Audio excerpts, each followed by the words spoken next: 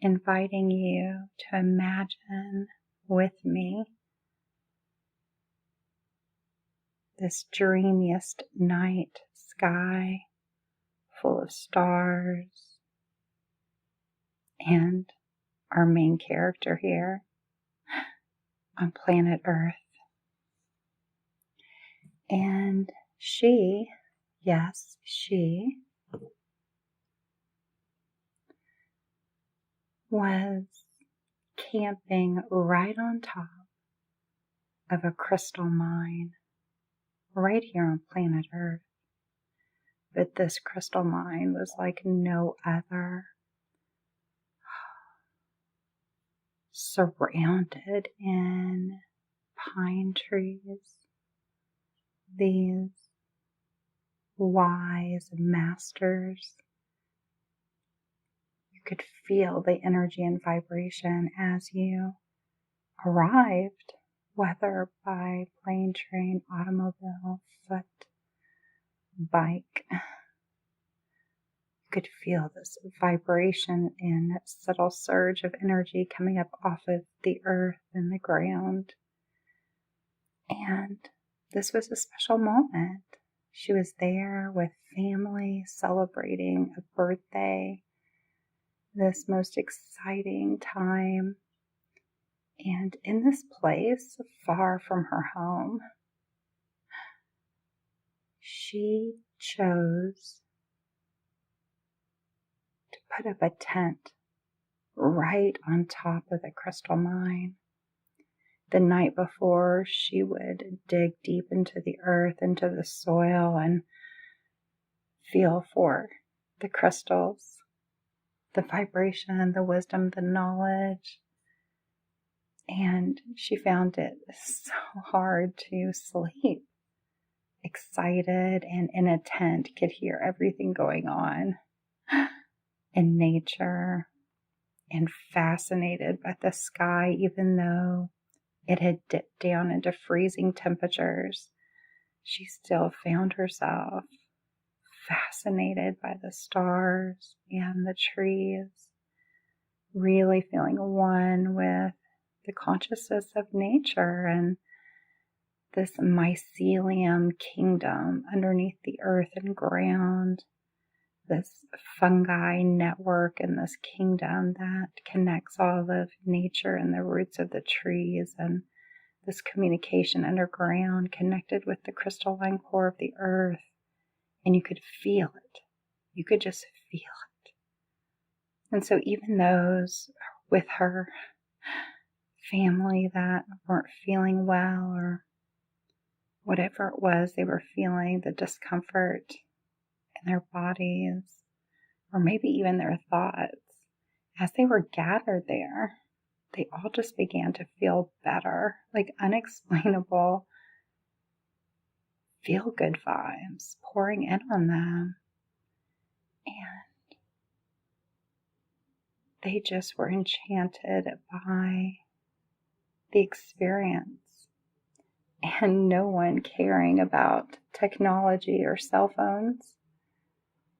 And it was delightful when someone would hear some technology or a rumble of a phone, and immediately it would be silenced and forgotten about once more, because the magic and the vibration of this crystal mine could be felt and experienced in every now moment for all of them, entranced upon the constellations and the sky. And everywhere they walked with flashlights, you could see the sparkle of crystals on the ground. And that was just a glimmer of what was to come. Not only the next day, but in her dreams, as she attempted to sleep in the tent, unable to quiet her mind in the excitement surging from head to toe. She chose to breathe and just meditate in the moment, letting go of the thought, breathing in and letting go out, she just found a rhythm and a pace of her breath, calming her so that she could get some sleep to have the energy. The energy for this most incredible and epic adventure that she was already on. So breathing into sleep, that's what she did. She just breathed and found the rhythm in and out, sleeping, sleeping. And as she drifted to sleep, there she was. There she was. She was holding a crystal, the most beautiful crystal she had ever seen. She was holding it in her hands as she had breathed herself to sleep in her tiny little tent under the stars and moonlight. It was coming up on a Scorpio full moon, and through breathing and closing her eyes, when she entered into a state of sleep and dreams, she found herself holding a crystal. So when she let go and entered into this dream world, this sleep world, this dream time, she awoke to the astral planes and the having of the most beautiful crystal she had ever seen, felt, touched. No words to express or explain. And the moment of this dream time, of this astral travel time. And as she gazed into the crystal in this dreamiest dream time, she began to lucid dream, becoming fully aware that her physical body remained in the tent on top of the crystals, underneath the pine trees and stars on planet Earth, while her light body, her Merkaba, her timeless spaceship, traveled the astral planes to this multidimensional crystal that would become a compass, a guide, guiding her. And you see all these little rooms and spaces and places within the crystal opened, gateways and knowing and astral planes, dimensions, realities, sacred geometry. There was an innate knowing and connection, this oneness with this crystal becoming the spirit guide.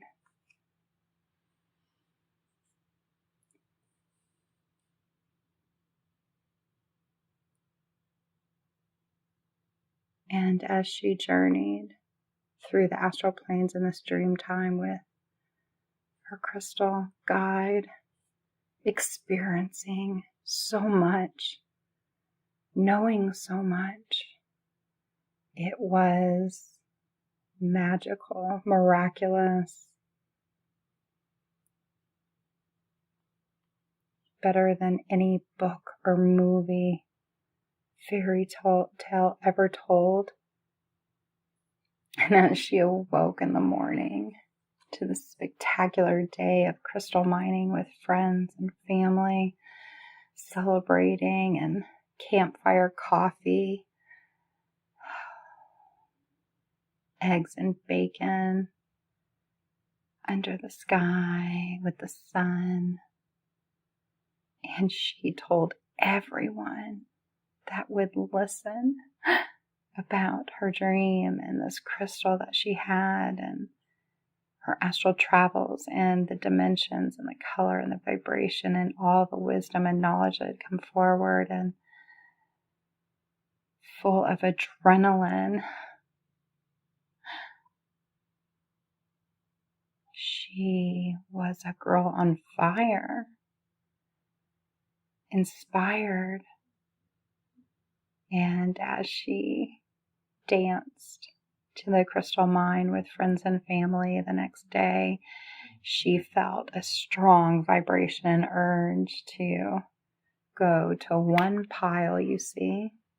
It was one of these mines where the excavators and the trucks and the machinery would go down into the veins and the pockets where all the crystals would run through the earth, and they would dig out and pull up and then bring all that up to the very top where you could dig through it. And so she would sit and breathe underneath the pine trees on top of the crystal mine, joyous, digging through these piles and just feeling the vibration and the moment of bliss. And she found herself actually sitting and staring at the views, not even digging in the dirt at times, because it was just one of these most magical places she'd ever been. And for her, she had already located the perfect crystal, the crystal guide in her dreams, and her astral travel and dreams, lucid dreaming experience in the tent the night before was everything. So just the appreciation and gratitude of being there and not even needing, not even requiring having of any crystals, just enjoying the experience of it all. When she wipes the mud off of what she thought was just a rock, it's almost like a peanut butter soil or mud. And as she was wiping that, the clearest, most beautiful crystal she had ever held or seen in her physical life and reality was in her hand. And when she began cleaning it off more, she realized in that moment she was holding the crystal from her dreams. She was holding in her hands the exact crystal that was guiding her in the tiny tent. When she realized she was dreaming and it became a lucid dream, and then she began traveling the astral planes and the dimensions and the colors and the sacred geometry. And there it was in her hands. And she calls out to everyone that could hear, "Here it is, here it is. This is what I was talking about. This is what I speak of." And they passed the crystal around. Many offered money for the crystal. And she said, "Oh no, oh no, oh no, this one was waiting for me. This one is guiding me."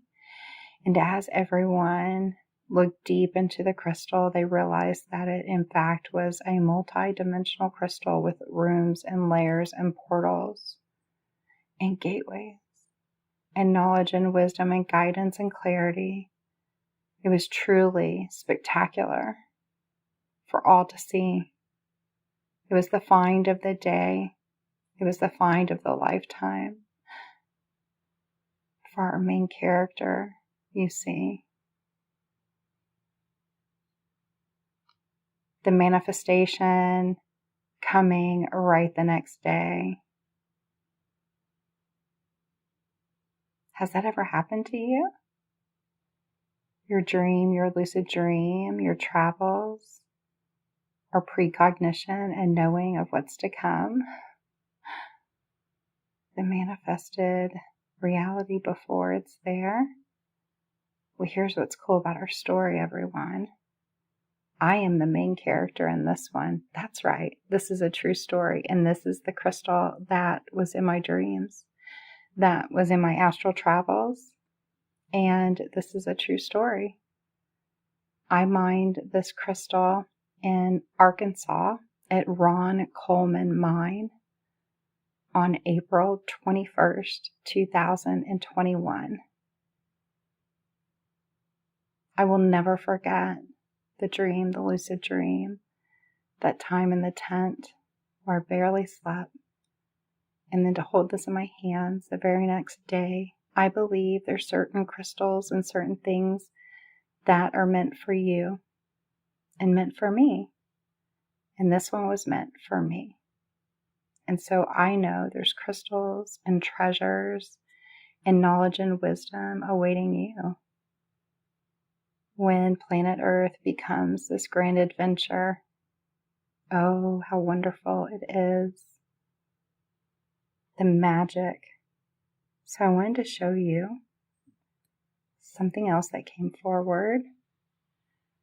This beautiful, look how cute, all these little tiny points. So here's what happens when you actually mine crystals. The outside of the crystal pocket looks like this. Earth.